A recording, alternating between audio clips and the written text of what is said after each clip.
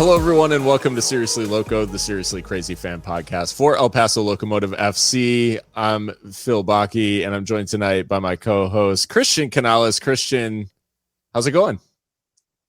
It's going all right, man. We're in the dog days of summer. The dog days, indeed. And Locomotive have not found these to be happy days in the heat, and unfortunately, we'll be talking about another down day through these hot days for Locomotive, but yeah, and we're joined as well by Mika Burrell. Mika, how's the summer been treating you?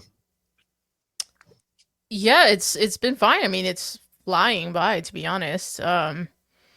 We're now into monsoon season here in El Paso, so like the weather will tell you in the morning like it's gonna be 100 degrees, but it doesn't tell you that it's gonna like pour at like 3 o'clock. So every day is an adventure here in the Sun City, but pretty good otherwise. Well, yeah, it is similar up here in Ohio in that it is fluctuating wildly between just being ridiculously hot and then pouring buckets of rain. So yeah, we're we're making it, but a handful, like obviously it's been a bit since we were able to record. I think the reality of the summer is that as much as you think you're going to be free, travel and all that stuff sort of creeps in. So glad we were able to get back and talk, although wish it was under better circumstances. We'll obviously be talking about Locomotive's loss to San Antonio over last weekend as the main part of this podcast, and then looking ahead to Sacramento Republic and the late kickoff out there in California. That's an 8 p.m. Pacific kickoff. So we're just USL after dark for your boy. Damn. But the Sac Republic and a trip to California for Locomotive, which no one ever is looking forward to, given the history there. Obviously, we're Seriously Loco, and if you're finding us for the first time, be sure to subscribe and all of that stuff on all of the major podcast platforms. Christian, before we kick off with some Locomotive news, do you have a question for us today? I do. You guys are going to have fun with this one, but it might be too hard for you guys to actually pick an answer. So we'll just say the first one that comes to your mind. But what is your like number one no skips album? Oh my goodness. I've got a list. Nobody's gonna know what the fuck I'm talking about, but That's a good question.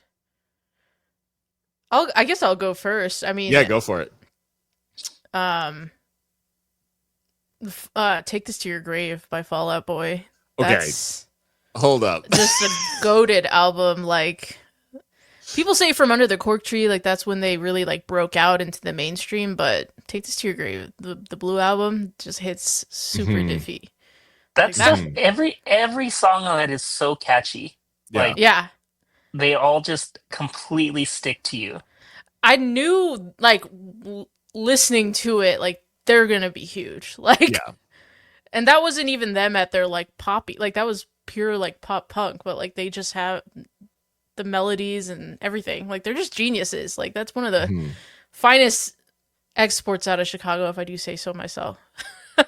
It's so funny that you went that direction, because that was immediately where my mind went in terms of like, I was like, I can hit them with a like something that people will know, and Fall Out Boy was immediately where my mind went. Like, that is a genuine no skips album, and it's unbelievable. And like you said, it's a couple of kids who out of a recently broken up metalcore band that wrote a pop punk album, and then they added just like a crazy vocalist, like totally, who was a drummer, totally, and they were like, "Well, we need you to sing," and he was like, "I guess." No, that is definitely up there. I'll go like in a similar vein. I'll keep it in the pop punk realm, and like a band that eventually made it huge, but Paramore. Which one? So, I mean, All We Know Is Falling is the Take This to Your Grave of Paramore. It was the one that broke them out. Riot, I would argue, is also a No Skips album, which was the follow up with with Misery Business that everybody latched onto after that. But yeah, I'll say All We Know Is Falling from Paramore. Just that, like, again, the one right before they became like a mainstream hit, and the one where you definitely knew, like, damn, there's something crazy here. Yeah, that was another one. It's like, yeah, they're gonna be huge.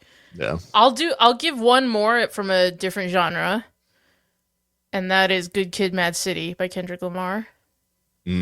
Crazy album. Like, and I'm not a hip hop head by any means, but that is an album that, like, really, it reminds me of college because that's when it came out, but like every song is good. And then there's like skits in between. So you really are like being told a story. I love that album. Mm-hmm. I feel like Christian's getting ready to unleash something wild. It's nothing. Okay. I don't have anything crazy. I was trying to find something crazy because like one out of my top 3 we talk about all the time, and that's The Fever You Can't Sweat Out. Mm-hmm. But that's too kind of like low hanging fruit. Just because we all know that about each other already, between the 3 of us. But I've got 2. So one is Take Care by Drake. Yeah. That's a really solid one. Yeah. All the way through. As canceled as he is. Yeah. That album goes hard. Yeah. Yeah. Yeah. And like all the Kanye West albums too. All the everything up to like Graduation for me. Mm-hmm. But my other like specific one would be 24 Karat Magic by Bruno Mars. Also, that one's also no skips for me as well. Nice. That's a very good album. We covered it. Pop punk, pop, hip hop. Yeah. And then I'll just drop Phil, you on my way out. One of the on my way out. Plagues, The Devil Wears Prada, fucking absolute bangers all the way through. That was their like the one that got them that they were playing on Warped Tour 2008, just like amidst the Pop Goes Punk as well of what was it, Punk Goes Crunk. They did Punk Goes Crunk, and they did fucking Big Timers. Yes. Still Fly. Still Fly. Yeah. Oh my gosh. Yep. And that was in the Plagues era. So R.I.P. Warped Tour, right? Or is it back? It's back as like a festival, which like a one-offs, which I'm like, that's not the same. I'm not. And also, it's like the opposite of tour, what it should right? be. Yeah, like the tour was famous for being like cheap, right? And festivals are like your firstborn child for like a weekend pass. And the idea is like you go to Warped Tour as a broke child and suffer for like 16 hours. You are sunburnt to absolute shit, like dehydrated, beat up, just raggedy by the end of the day. Yeah. I remember my first Warped Tour, right as in Cruises, Fallout probably, Boys. right? So the first one I went to was actually at the racetrack in New Jersey, Warped 05. Oh shit, yeah, okay. And Fall Out Boy, that was right when they were like getting big, and they were playing the first set on the main stage of the day. So obviously everyone was there. And as soon as they start playing, everyone's like crowd surfing all this, and I just turned to my friend and she's throwing up. And like 05, you were like 13, right? That's insane. It was literally like that is crazy. 7th or 8th grade. But yeah, I was just like, what an experience. But Warped 06 in Las Cruces was a lot of fun too. That was more of like, I feel like the side stages hit that year more than the main stage. Mm-hmm. Like main stage had like Under Oath, AFI. Those were still good, but like the side stages really hit because there was like Chiodos, Scary Kids Scaring Kids, etc. I'll say today's 13-year-olds could not handle Warped Tour. No. Nah. I was at Warped Tour in Las Cruces in 2012, and fucking Pierce the Veil in Crucis went insane. For those who know. But I've never seen a Pierce the Veil crowd like go that crazy. That was very funny. Like they were on the main stage and just went absolute dummy. Because they're like the Mexicore band. Like they call themselves that. I had never seen them that close to the border, and it went different. They went crazy at Don Haskins that year or two ago when I went. That was a good show. But yeah, no, good question. Now I'm gonna spin some old shit once we get off this call. No joke. No, it was a good question. We could do a whole podcast on that. Goddamn. So, I mean, what happened to hardcore football, guys? That's what it was for. I know. Doing too much. You're doing too much. Yeah. Spread yourself too thin. Yeah. So, guys, I mean, in jumping into the locomotive stuff, obviously it's we've got San Antonio to talk about, but to start off, we did have a bit of news around the club in that it was announced by the club that Tumi Moshibane and the club mutually departed ways, which obviously there's always, I approach these things like relationships. They may say it's mutual, but it's never mutual. But I think in this case, Tumi finding himself in a tough spot in that he's not getting the playing time he wants. Obviously, and Wilmer obviously not trusting his ability to actually produce at the top end. Word on the street, I don't know if it's been officially announced yet, but word on the street is that he's headed to Charlotte Independence in USL League One. So, but that's I don't know if that's official, but that is the word on the street. So, I mean, surprising, I would say, in terms of like the club's goals output recently has not exactly been off the charts for as good as the start to the season that they had. But to me, obviously not seeing, aside from some 5-minute cameos here and there and maybe starting in the Jägermeister, like not getting the looks that he would have thought at this point in the season.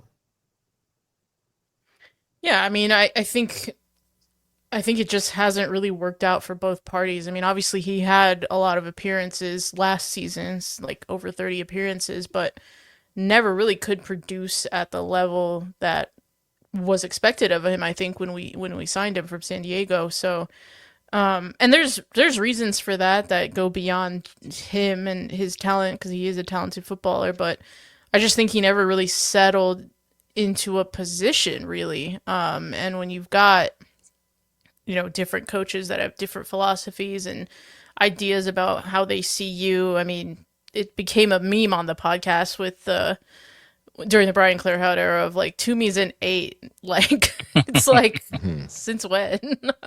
But yeah, and so it's just a shame because I think the three of us always felt like his potential was just not being tapped in the blue and yellow for us. But yeah, I hope he does well at Charlotte Independence. I mean, it sounds rude to say, but like getting on a little bit, I think he's like 30 years old now. So, this might be the last like significant move for him potentially. So I do hope it works out, but yeah, just never really seemed to produce at a level that the club felt, comfortable persisting with him. And I think, to be fair, Wilmer Cabrera was pretty clear about that, right? When we asked, why doesn't he play? And it was pretty simple: goals and assists. Yeah. Which, of course, that becomes kind of like a catch-22 of like, well, if he doesn't play, he can't get goals and assists and what have you. And we don't have to relitigate all of that. But yeah, it's a shame. On the other hand, though, like I do question like the practicality of this, because knowing Locomotive, we love ourselves a good suspension and an injury every now and then, and we've got both in the club right now. And so who's gonna come on? Because right, I'm sure we'll get onto it, but Frank Lopez isn't exactly lighting the world on fire either. So yeah. Anyway, best of luck to Tumi, obviously, but sad it didn't work out. Yeah, and for me, I guess the only thing I'll add to that is that I just hope that that means that there is something in the works coming. You know, obviously now we have a roster spot open, and so hopefully they do something meaningful with that and not, just sign up the next, next man up from the academy team, which we are want to do. Yeah, that's I think that's the struggle that I'm having too in terms of Amando Moreno immediately. Yeah, we'll get on to the fact that he won't be available against Sac Republic, and Toomey would be a very sensible player to start in Amando's place, like in a given time, even given his struggles. So anyways, I do think there's probably a player driven element here, and we don't have to like completely beat it to death, but I do think that there could have been, Toomey's agent being like, hey, we've got a chance to move somewhere and actually be playing. It's a little late for you to like just sit on the bench at a championship side. If you want to like maximize the time you've got left, we've got suitors, so like let's make it happen. Because I don't think it's necessarily like a great move for the club, to be honest. Like not that they didn't, that they can't benefit from the potential like open salary space or something like that. But yeah, I think the timing and all of that, and the fact that there wasn't something sort of immediately lined up, maybe suggests that it was more a Toomey thing than a club thing. Because I do think we will see a little bit of an awkward starting front three from Wilmer in the next match. But all that being said, Locomotive on Friday night, so 4th of July, all this stuff, packing the stands, fireworks night, and unfortunately whimper to a 2-1 loss, late winner for San Antonio, very dramatic win for them. So we'll get into everything, but starting with the team that Locomotive started with, not a ton in terms of shakeup, but we did have obviously a missing Palermo Ortiz, which is maybe the headline and maybe sort of I guess like we'll talk about the back four's performance, but what else stuck out to you guys about this selection, if anything? I think obviously the marquee, the headline is Jamali Waite back finally from Jamaica duty. I think Sebastian Moramora did fine, considering in his place, but obviously our number one being back is always good. But yeah, I think Palermo Ortiz missing, like we gain one piece of continuity back and then we lose one immediately. So that's pretty unfortunate. Obviously, Palermo suffering that lower body injury against Monterey Bay, where he tried to continue, and not sure on the severity of that. We'll try to investigate that, but clearly not even good enough for the bench. But otherwise, for better or for worse, I think this team kind of picks itself. I think there's a clear delineation between the starters and the bench at this point. And again, whether like that's good or bad, I don't know. I guess we could debate that. I think I would have preferred to see Kofi Tumasi get a start in the defense. I think the Akwe Alfaro partnership is just a little too chaotic for my liking, and really not enough culture on the ball, I would say. But again, you lose that because of Palermo Ortiz, so maybe I'm being a little bit unfair there. But other than that, I mean, no real complaints. As I said, I think this is pretty much picking itself at this point. Yeah, I'm curious if there's something going on with Chumasi, because he played. I don't think he started. I'm trying to look at my notes here. He didn't start against Roots. Came off the bench at halftime there. But then he wasn't in the squad. Was he on international duty? Does he I have don't think international so. duty somewhere? It's like I he don't think wasn't so. in the squad against OC. He was in the squad against Monterey. And then he comes off the bench in the second half here. So something to look into, because I agree with you, Mika, that I would definitely prefer him over Alfaro. All other things being equal. Yeah. No, I think that's fair. And like you said, Mika, the team kind of picks itself. I would say there's probably a shape thing here in terms of the fact that, we've gone to this 4-3-3, and somehow, like, for large portions of this game, I think the Coronado de Roma, like, Calvillo midfield, there are like large parts of this game where I think it feels totally disconnected, and I don't really understand like what everybody's job is. And I'm not sure that they do either. And Coronado is like recently had a bit of a like rough patch, I would say. But going back to the like 5-2-3 or whatever that we were playing, where you have Ricky Ruiz and Gabby Torres playing like the same position and all this, like there's just a lot of there's not a lot of great like options there. And yeah, ultimately, I mean, I think it's fair to say that the beginning of this game, Locomotive had a 2-week break for the first time in like recent memory, in terms of like a long layoff, all that sort of stuff. And whenever we have these long layoffs, you sort of think like, okay, well, they're going to come out like really fresh and like really like race out of the blocks and all that sort of stuff. And sort of regardless of who the manager is, regardless of who's on the field, like Locomotive has just never benefited from these long breaks. Like they always seem to come out sleepy when they come off of these like 2-week breaks. And this game was unfortunately like no exception. Yeah, I mean, we came out very flat, very kind of lifeless almost. That might be a little bit harsh, but like you said, it's just like typical Locomotive anytime that we have any sort of extended break. It's funny because I think we, as content creators for the team, like we also help shape the narrative when there's like 3 games in a week. We're like, oh my God, busy week. And it ends up being like preferable almost. Right. At least for those of us watching. I don't know. Obviously for the players, that's a lot, right? And you barely get any time to look at video, much less be on the practice pitch when you have a week like that. But yeah, 2 weeks off and coming out like that. I mean, we've seen this movie before.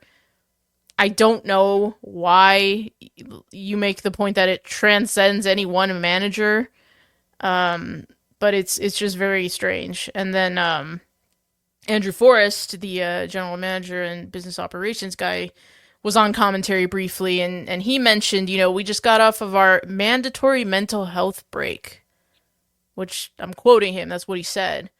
And I was like, mandatory mental health break, like according to whom? Like, not that I think that that's bad necessarily. I just never heard of this, and I don't think you guys had either. And so no.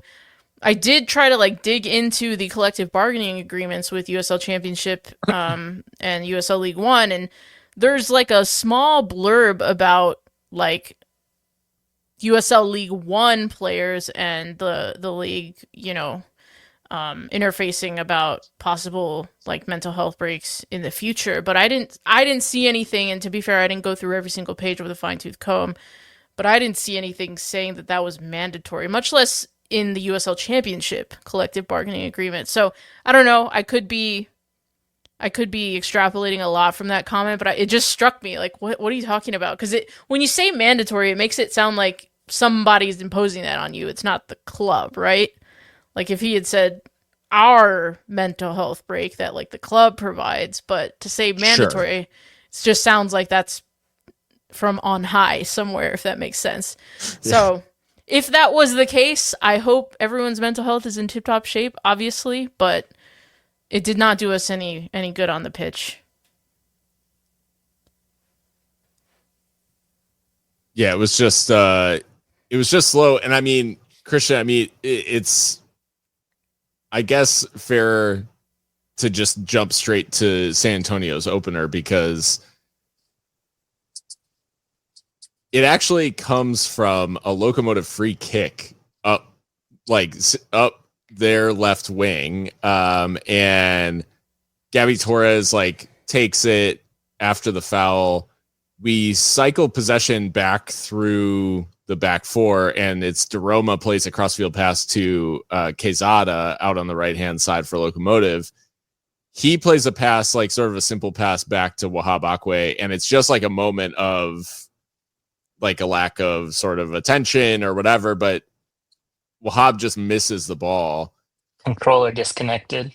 Yeah, and then as he's chasing back, he goes to like body Juan Agudelo, who's run onto the ball, and gets absolutely just wrecked, unfortunately, in a totally fair shoulder-to-shoulder challenge that he initiates, gets like absolutely destroyed, and Agudelo then, like, credit to him, bar down and in, like absolutely hammers it past Jamali Waite. But this is an absolutely brutal sequence from Wahab Akwe, one that he'll probably want thrown fully in the bin, like as soon as possible. Yeah, it was just one of those things where it happened, and it happened so early, and it's like, like it's gonna be that kind of day, right? So yeah, I mean, just a mental mistake, and that San Antonio takes advantage of. I watched this back in like more like granular detail than I should really be admitting, but the sequence, there's trouble in the water before this even happens. Sure. Because right before he passes it to Quesada, the touch is bad.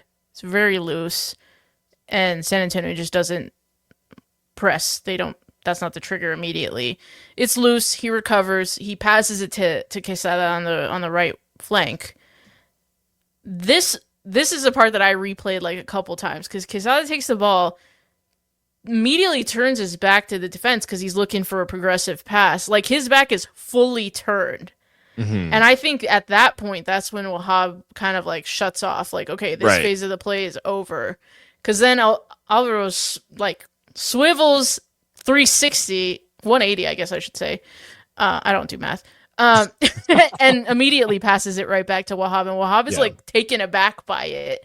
Yeah. And I think Alvaro's movement in this sequence is very subtle, but like it's very quick. But if you were switched on as a professional footballer, it's not an issue. It was a very quick like scan. I don't have an option, pass back, and Wahab just wasn't ready for it. So like all of that to say that it was coming from like his previous touch and just everything. It didn't look like he was super confident where he was with the ball and in that situation where San Antonio were pretty like high up. Mm-hmm. And yeah, the shoulder to shoulder barge, like if I were not a Locomotive fan and I were making like memes about this, like definitely plaster the wasted GTA thing right over that once he gets absolutely barged off the ball. That was so awful to see. And I'm sure for him, like, he'll want to forget that. And it's such a shame because he just scored a great header 2 weeks ago against Monterey Bay, and I think we've liked what we've seen from him overall, but he does, it's really harsh to say, but there is like a bit of the bozo about him sometimes. And yeah, unfortunately on July 4th, that's when it happened. Yeah, it is unfortunate because I do think, like you said, like Wahab's been a quite reliable defender back there. And in that moment, it was just like once it went bad, it just went as bad as it possibly could have. And there's something about Juan Agudelo specifically being in that moment that he's a bit of a meme in the sense that like he spent all this time with the like, U.S. men's national team, was like at one point tipped to be sort of like the next big thing in American soccer. Obviously never hit those heights.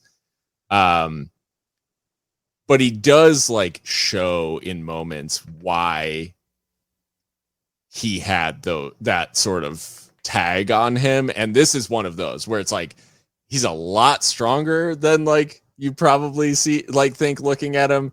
And it's not an easy finish. Like, he still has a lot to do. Like, it's obviously it's a much easier chance than it should have been. But to hit it in that way past Jamali Waite, like in off the crossbar, like it still takes quite a bit. And it was, he just showed his quality in that moment. And unfortunately, like this game that ends up being decided by one goal comes down to like 2 moments of quality from San Antonio and like loads of wastefulness from El Paso Locomotive, which is just the story of the last, month and a half has been just not letting other teams take these opportunities and not taking them ourselves. Maybe akin to sort of the Hutch Claire Hout years of like feeling like you get punished by every mistake and never ever punishing the other team for theirs. Like, just that was kind of how this one felt. And in Wahab's defense too, I think he was put in the Palermo Ortiz role on the night, and that's not him. Sure. He's more of the like athletic like stopper to Palermo Ortiz's ball playing defender, if you will. Mm-hmm. And I think they asked him to do that job and play the ball. And I'm not saying he can't play the ball. I'm just saying he can't play the ball like Palermo Ortiz. Mm-hmm. And so when you're having to like do the calculus for all of that stuff on top of the job that you already do as just like an out and out defender, that's tough. Obviously we can expect better. I think he expects better of himself, of course. But yeah, just a little bit of mitigation, I would say.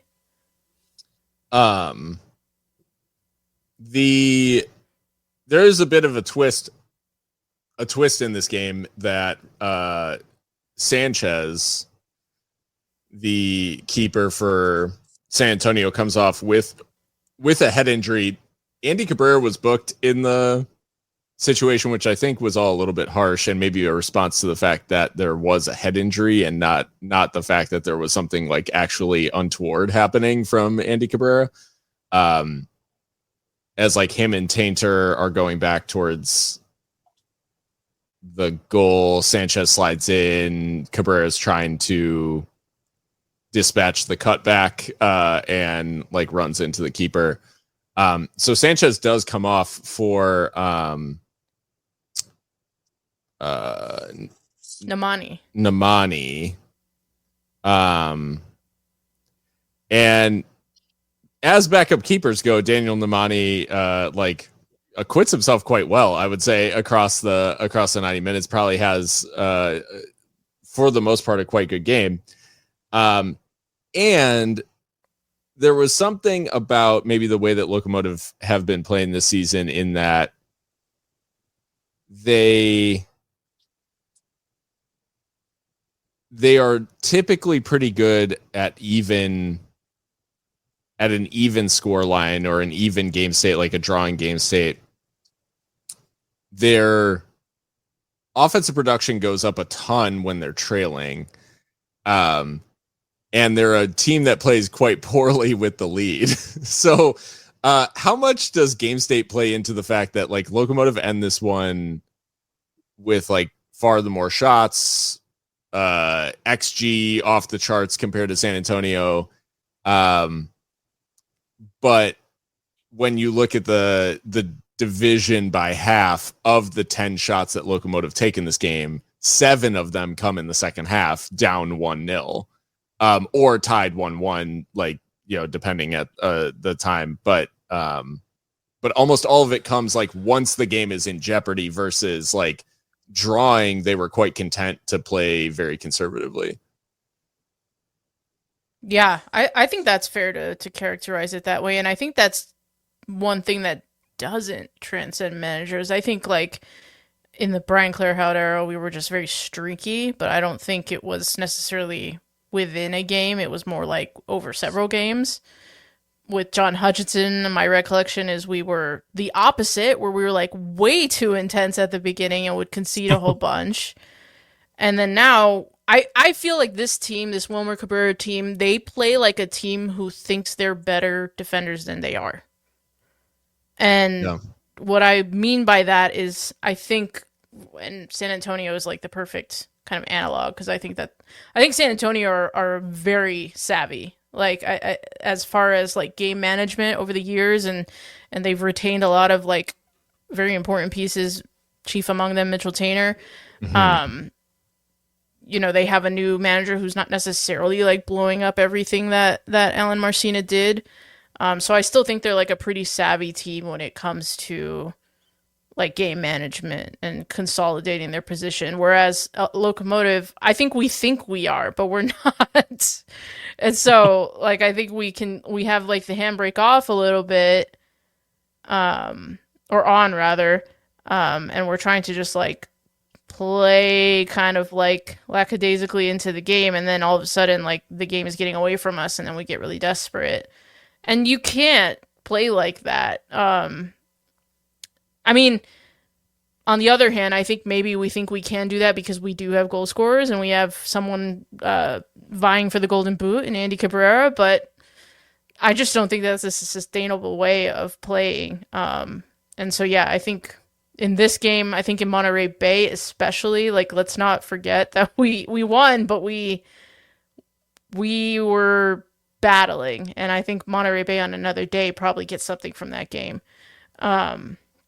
I just don't think that we're very savvy in terms of like game management and taking our opportunities when we can and then consolidating from there. It feels like we're always chasing when we didn't have to be. Right.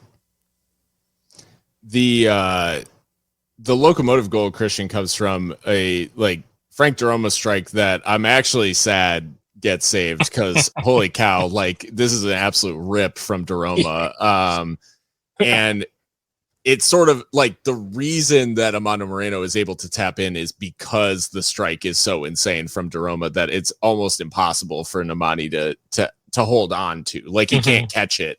So he should parry it maybe more aggressively to the side, but it falls to the feet of Amando Moreno, who taps in to make it 1-1. Amando probably needed a goal, I'll say, in terms of like, I would say maybe not. Maybe not. I thought Amando Moreno was quite poor in this game. Like in terms of his typical impact just wasn't there. Like he wasn't getting on the ball. He wasn't like directing things. He was very sort of a peripheral figure. So it's good for him to get a goal and just to get back amongst the goals in general to maybe try to gain some momentum back into his offensive production. Like, and I guess that makes what happens later even more of a shame. But for something to fall to his feet, like it's probably a positive for Moreno at this point. No, for sure. I mean, that's only his 5th goal this year and his first one since like the middle of May. So it was definitely something that he needed, and like you said, unfortunately, he's not going to be able to carry it on into next week. But yeah, I mean, he did what he had to do to put us back in the game. And yeah, I mean, good for him, you know, to be there to get the finish, and it would have been quite a strike from Daroma, like you said, had it gone in. But it puts us, you know, back at level footing at that point. But like I'm sure we're going to talk about, it doesn't take too much longer for the tide to turn against us again. I do want to just shout out Frank Daroma for the effort because, I mean, Phil, you basically said it. It's an amazing strike. And I also just want to say, I think that we have talked on this pod about how we want more from Frank in the final third. And I think he's doing that, to be fair. It's not always showing up on the score sheet every week, but he had this strike. He set up Andy Cabrera's really good chance right before the end of the first half that Nemani really like stretches from Frank. I think he's really good, obviously, at evading the pressure, very press resistant, but it's nice that he's getting into the final third and actually trying to be the guy that gives the final pass. So if only he had gotten an assist for this, but still it's the work is 90% him. And the Amando Moreno chance, like while a tap in, I do think it's worth talking about the fact that so USL Analytics on Blue Sky had us at a 1.96 xg, and we do have 3 other chances central from either like the edge of the 6-yard box or like in the 6-yard box in this game. And it's the Calvillo, I think it's a Calvillo header right before the equalizer. If I'm not mistaken, like that came right before. The really good cross from Gabby Torres. Yeah. And then I think there's an Andy Cabrera chance in the first half, I think, that's also around that area. The one that Nabani stretched for, yeah. Yeah. So the thing is that like despite everything, like this is a game where I guess unlike previous games where we're kind of lamenting the lack of creation, the lack of sort of like dynamism up front or anything like that, in the end, like Locomotive created plenty to win this game quite handily, and they don't take their chances and leave themselves open to where 83rd minute, San Antonio get a set piece. Locomotive makes a couple of substitutions. A couple of players come into the game. And in the second phase of that set piece, ball falling out of the sky, Alex Crognale just hits it. And hits it probably the best that he'll hit a ball like that maybe in his life. But it's good enough for 2-1 and San Antonio snatch all 3 points, maybe undeservedly, but there was something about that set piece that just screamed danger, like, and it just felt, maybe it's a cliche talking about subs right before a set piece, but there was just something about that set piece that didn't feel right, and in hindsight, obviously, it ended up being the fatal moment. I made the comment about this on Twitter that like I hate when we do subs during like defensive set pieces in our box. This wasn't a corner, but like it might as well have been considering where the ball was placed. And we do make those subs, and I do think there's something to it. Like it is superstition, but also like I feel like you're like icing the kicker.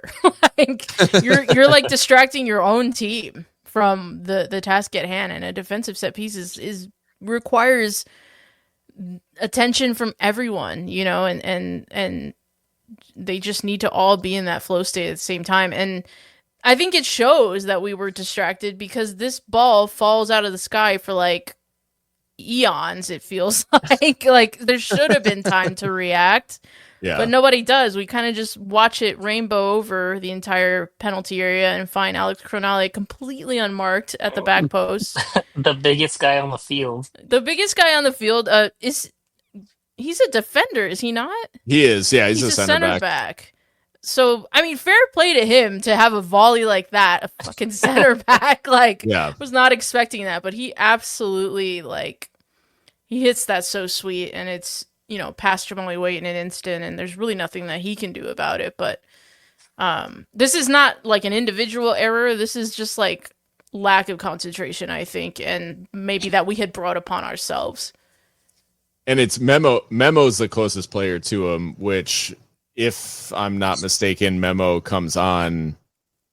Was he one of the players that came on in that switch? No. He had come on earlier. So it was Dolenmeyer and Lopez who came on in that late switch. But yeah, Memo just loses him at the back post. And the cross itself is just like a hit and hope. Like it's literally it's nothing. It's a put it into the area. Kind of put cross. It in the mixer. Yeah. Yeah, like you said, Christian, it's nothing. Like there's no intent behind it at all. Yeah. He has no idea who's in the box or where they are. Yeah, just put it back into a good area, and yeah, Crognale just he does well to make good contact with it, but it was made all the easier by just what seemed like maybe disorganization and confusion. And then I mean, Christian, that the last real good chance of the game, it is Frank Lopez. So like in stop, there's tons of stoppage time. This ref was insistent on the fact that like everything was being added on. So in the 8 added minutes, we were 3 minutes into it, and Frank Lopez has like a gilt-edged opportunity to equalize and at least spare Locomotive's blushes. It's kind of been the story of his. I mean, we talked about Tumi Moshibane at the start of the show, but like Frank Lopez, maybe a similar story in that he hasn't really had many chances to get going, but in the couple of like big opportunities he's had to seize his moment in these sub appearances, he just hasn't done it, unfortunately. Yeah, it's been a disappointing year out of him for sure, and it's kind of like one of those things where like if you're gonna be a bench player, then be like the best bench player there ever was, and he has not been that this year. So yeah, leaves us wanting again from, like you said, just this gift of a chance, but can't get it done, and so we're left on the losing side of the score sheet here. I want to say, since we're talking about people who have not been getting the job done, not that this player hasn't been getting the job done, but it's another game where Cabrera is not able to get on the score sheet. And so I went digging, and the last time that we won where he did not score would have been back in March against Hartford, where he didn't have a goal involvement, I should say, because he had 2 assists against Indy. But the last game that we won without a Cabrera goal involvement was the second game of the season, or the third game of the season. That's not good. Yeah, that's crazy. But my point in that is that he needs to start showing up consistently again, because I think it's been a couple of matches. Well, I guess he scored against Monterey, but that was a penalty. His last open play goal was in May against Las Vegas. I mean, to be fair, he had that really good chance that Nemani just absolutely stretches to get to. But no, I take your point. But if that's what it takes, then he needs to. If that's what we need to win, then he needs to show up then more, consistently again. He's gone cold a little bit, and it has definitely affected, I think, the direction, the trajectory of the team this season. Because in May, I think we were all kind of flying high, but since then, during this summer, things are beginning to look more and more bleak as the temperature goes up.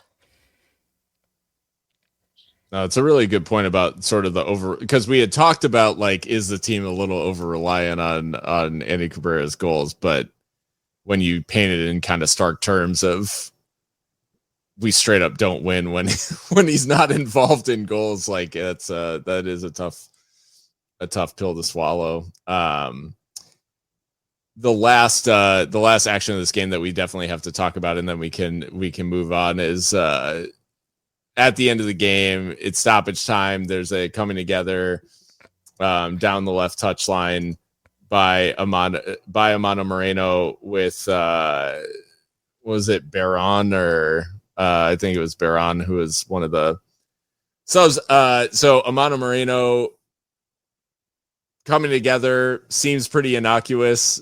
Moreno's getting ready to take the throw in, and then quite a while after everything goes down, the ref comes over and shows him a second yellow, sends him off.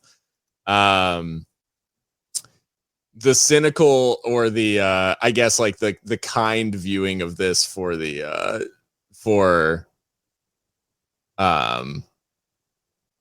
ref is like, maybe if you're being very unkind to Amando, he like leaves his knee in or something like that as he falls. Even watching it back for the millionth time, it's really hard to see like what the yellow's actually being given for, aside from the sort of reaction from Baron. Yeah, yeah. I have a hard time believing that that's well, first of all, not that it's relevant to whether something is a card or not, but I definitely don't think there's any intent there Sure. from Amando Moreno to leave the knee in. I think it's actually really the way he falls is quite natural. I mean, he's kind of getting uh, taken out from sort of behind almost, or like adjacent. I don't know. Like, where's his knee supposed to go? Like, I don't really understand. I think it's harsh.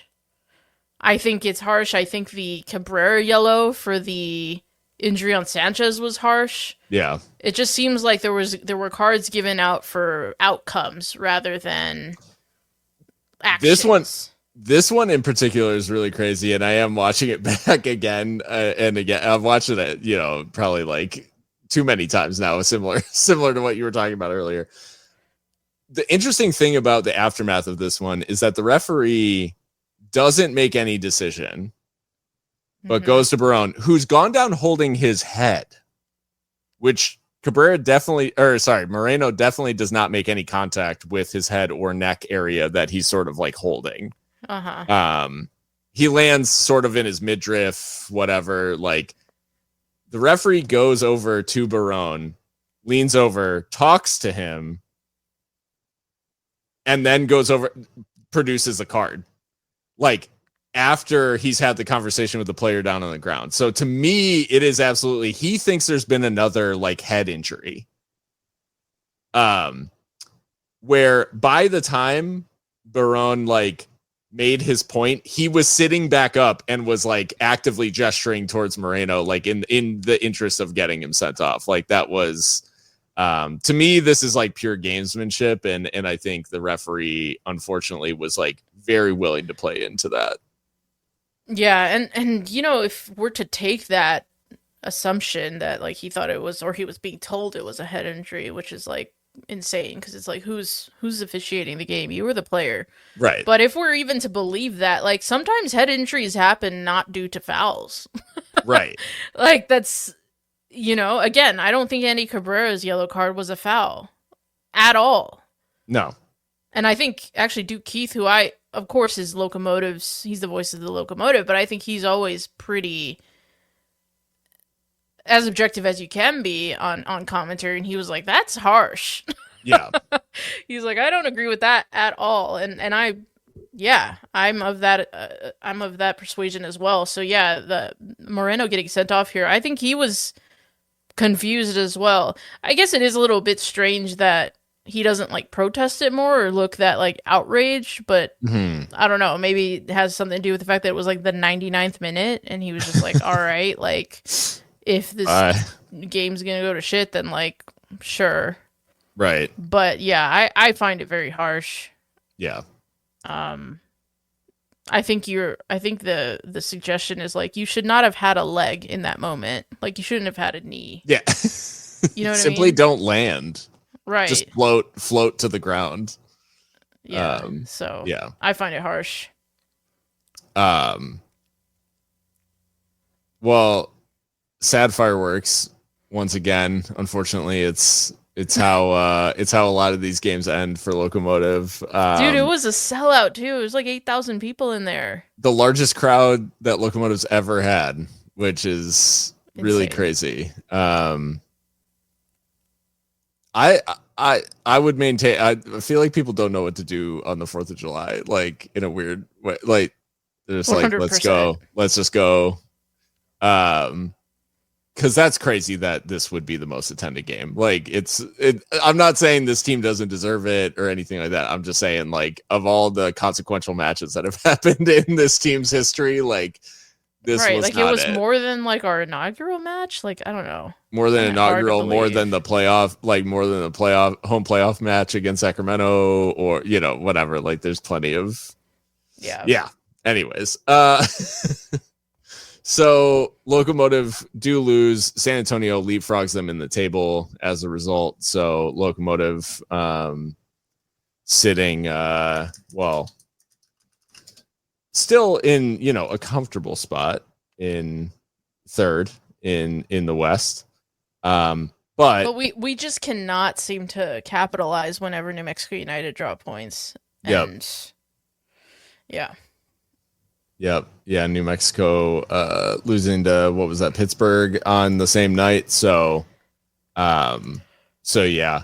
El Paso unable to take advantage because they would have gone to the top, but instead sit third and, are mired in this West, which is, from first to the bottom is 10 points. That's insane. First to 12th, 10 points, separated by 10 points. And we are roughly like getting towards the halfway point of the season, which is just, by contrast, the difference between first and last in the East is 28 points. Yeah, there's much more like parity in the West right now, but it's because everyone's mediocre. Yeah. Whereas in the East, it's like the haves and the have-nots. Yeah. I think and a couple big sides really having shockers lately. So right. Yeah, Tampa Bay just like Birmingham being a meme. That Birmingham team with all those attackers, like how the hell? Yep. Just can't figure it out. Mark Briggs, though, like the managers in the East are kind of crazy now. Mark Briggs, formerly of Sacramento Republic at Birmingham, and Tampa Bay Rowdies going and grabbing one Dominic Casiato. Wow. And I believe they had to pay for him. Yeah. I think they had to pay to extract him out of Omaha. Yeah, he's joining Tampa Bay at a very interesting time in their history. So best of luck to Dom. Yeah. He's got a chance to do something. I mean, if he can do something with this team, he's the, I think, 2-time USL League One Coach of the Year. He's the most decorated USL League One coach in history in terms of he's won 2 titles, 2 Coach of the Year awards. Like, just absolutely blew that league out of the water, arriving from Locomotive. So, yeah, now a chance to do it at the championship. And if you can do it at a team like Tampa Bay, like that is a quite, that is a fan base that will certainly like reach out and embrace the guy who next takes them back to where they believe they should be, up near the top of the East. So yeah, very, very exciting opportunity for Dom, and glad he's getting a shot in the championship. Although I don't think we will get a chance to face, or will we? I will say it just feels right, though, to have an Englishman at the helm in Tampa. So it's how it's supposed to be. Yeah, absolutely. But looking ahead, Mika, we've got Sacramento Republic on Saturday night. It is a trip to California. This is never really a trip that we ever relish. Our last trip to California was a 0-0 draw against Oakland, I believe, in June. Or no, wait, I guess the win in Monterey. We did win in Monterey, so that's good. Right. That puts us in good stead. But yeah, before that was the 0-0 draw in Oakland. We've obviously been beaten recently by Orange County at home. So California teams often a challenge. And Sacramento Republic, the form's a little bit hit or miss, but this is a team that, like, when they're on, and they can really cause a lot of problems. Yeah, it's really strange to see where they are in the table, just really middling in 6th, because I don't know. I haven't watched a whole lot of Sacramento Republic this season, but to me, it just seems like they might be underperforming a little bit, because some of the stats are outstanding. I mean, 1st in the Western Conference for touches in the opposition box, 1st in the Western Conference for accurate crosses per match, 1st in the Western Conference for possession won in the final third. So, I mean, clearly they're playing up-tempo football, and they can blow teams away. I think they had couple weeks ago, they had like 2 fixtures back-to-back where they scored like 9 goals and conceded none, if I'm not mistaken. Mm-hmm. Oh, they like bodied Las Vegas back-to-back in 2 competitions. So, yeah.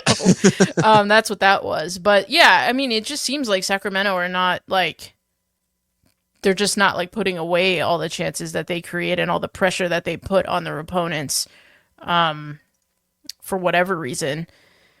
So, and they have the best goal difference in the Western Conference, which I think that says something in what we've already described as a pretty mediocre conference this year. Yeah. So they're a threat. They're a threat. I don't think we should take any of this lightly. I mean, the record all time is somewhat even. I mean, they've got 4 wins, we've got 6. Someone always wins. We haven't drawn any of our games with Sacramento Republic. And yeah, they've got a little 2-game winning streak going, so it's going to be a big ask for us to go out there and try to get something. Russell Cicerone is sort of back to being a threat after, some injury issues after arriving in Sacramento, after like his, he was tearing things up with Pittsburgh and just like complete, one of the best goal scorers in the league. He's got 7 goal involvements. Herrera's got 5. Jack Gurr from that fullback position is obviously a threat from crosses and stuff, but he's got a couple of goals. And then the names down the list, when you go Christian Pirano, Trevor Amon, like they have a lot of names on the on the team sheet that are scary. And like you said, they haven't produced maybe to the level that you'd expect across either last season or this. And we'll also have the return of one, Nick Ross against Locomotive, which we've seen a handful of times now. But Nick has, continued to be an influential member of Sacramento, and I think crossed the 100 appearance threshold for them not that long ago, which was a little bit bittersweet to see in terms of I'm glad Nick's career has continued to flourish, and it's tough to see him, achieve milestones with a different club. Man, is that true? My God, 100 appearances? Yeah, I mean, I'll Is double check. Is that more appearances than he had for Locomotive? Because if so, that's heartbreaking. Yeah, for sure. Unfortunately. Yeah, 76 appearances for us. So yeah, he's become a Sacramento man. Wow. I hate that. Yeah, over 107 appearances. Wow. And more productive, obviously. I mean, of course, with 30 more games, but yeah. Ouch. Yeah, good for him. That just like shook me. What the hell? I'm sorry to do that to you right at the end of this. No, you're good. You're good. Yeah, no, he's definitely become part of the furniture there. And I mean, Jack Gurr's still there. Mm-hmm. Roro. It's a good team. It really is. Pirano, like you said. Was Pirano the one that went to Portugal like very briefly? Yeah. Okay. Yeah, he left San Antonio, went to Portugal, and then came back, I believe. That's right. Yeah, so back because there was another one. Belongs. There's another one from San Antonio who went to Scandinavia, who I think is still in Europe. But who was that? Now that guy's name is. Anyways. Yeah. So it's gonna be a tough game, and yeah, that 9:00 kickoff is diabolical. That's an 11:00 kickoff for you. Are you gonna swing that? We shall see. We shall see how Saturday goes. No, I'll be in Chicago this weekend for my nephew's birthday. Okay, you gain an hour. So I do. It will be a 10:00 kickoff. So I'll likely be up. Gotcha. And I'll probably subject my sisters to a little Locomotive terrorism in the evening. Yeah, so. Man. Got to do it to them. Absolutely. They've been around long enough to know that it's going to happen on these summer nights. So, well, that is, I think all in all, like Locomotive obviously will need to bounce back. It's without Amando Moreno, so a tough hill to climb, and against a team that's got a little bit of momentum going. The the Lopez question, I guess, or Daniel Carter, like who starts in Amando Moreno's place? Yeah, I was thinking like Daniel Carter would give us something a little bit different because I think Lopez and um Avila are a little like they profile similarly for me. Yeah, Whereas Daniel Carter, I think he's more of like I think he asks different questions like physically. sure.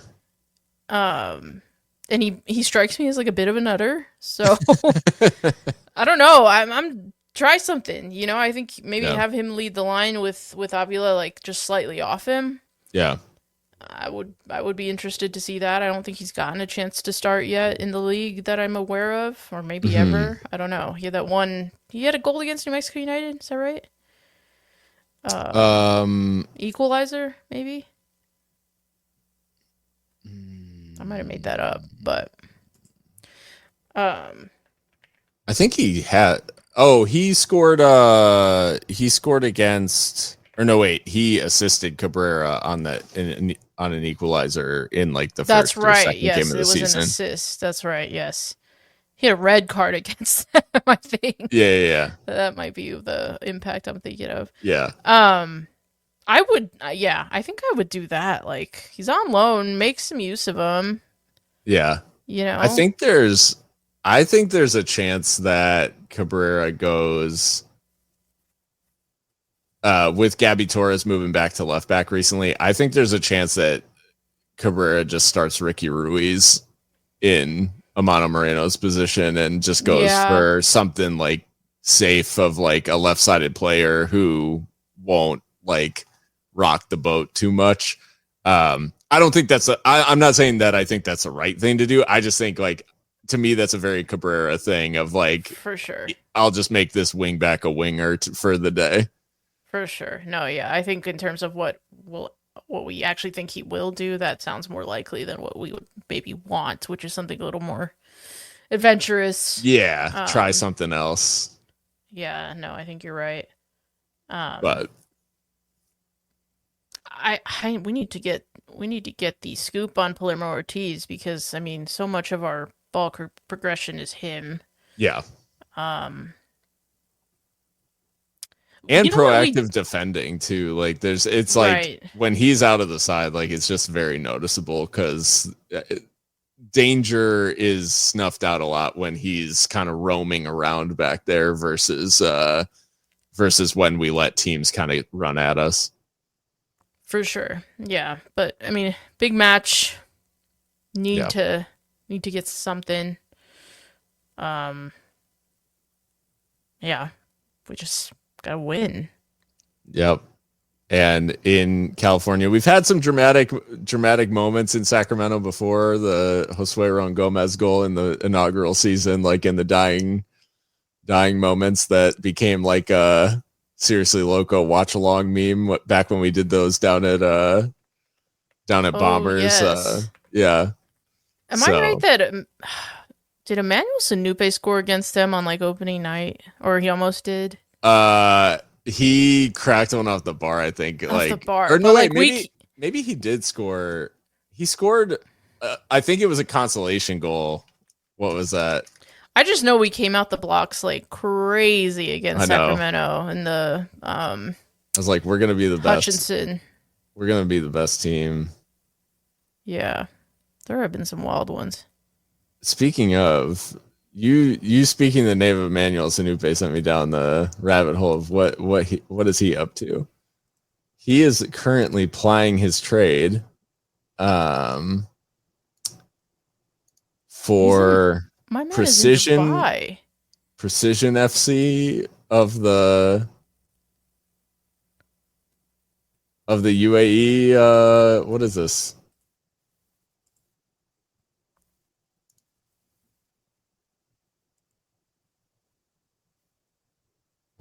What is this? Hold on. What? Okay. Why are they signing? Like, they've got apparently Harry Arter, Ravel Morrison. I'm dead. What is this? Ravel Morrison, Matthew Lowton. This is like a who's who of like who played for mid-level Premier League clubs. Okay. And also like a 21-year-old Spanish goalkeeper from CF Barcelona. Bruh. What is this? This is crazy. Wait, they also signed a guy from Knoxville, from One Knox in USL League One. What is this? That's insane. What am I looking at? Who? Precision FC of the United Arab Emirates. Oh my god, there's a Daily Mirror article. Inside Precision FC, why Dubai third-tier team are citing ex-Man United stars and EFL legends. UAE third tier. That's wild. Are they just like this is their way to the top of the UAE? I guess. All right, well, the more you know. Get that bag, Manny. Do it. Hey, and there are a lot of places. There are a lot worse places to live than Dubai or than Dubai. So or Abu Dhabi, I guess. Have you heard of this fucking Dubai chocolate? Oh yeah. I'm like, why are you showing me like chocolate with like grass in it? Like, can we not? I guess it's just like pistachio, right? Which is not. It's just pistachio, but it does look weird. Like it does look Which weird. like chocolate and pistachio is hardly like a shocking combo, but so I'm like, why Right. is this going viral? I saw a meme the other day that was like, Florida restaurant is serving Dubai pistachio Labubu drinks. Oh my The god. caption was like, nobody would understand this sentence like 5 years ago. Dubai pistachio Labubu. Anyway, That's get funny. the bag, Manny. Do it, Manny. Um, We are with in the you. meantime, we need to get our bag together Hmm. in Sacramento next Yep. or this weekend. Yep. And hopefully they will do it. It'll be a fun watch regardless, but yeah, hopefully Locomotive can get back on back to winning ways. And if you've enjoyed the podcast up to this point, be sure to like, subscribe, all that sort of stuff, and we'll catch you after Sacramento. But until then, stay loco.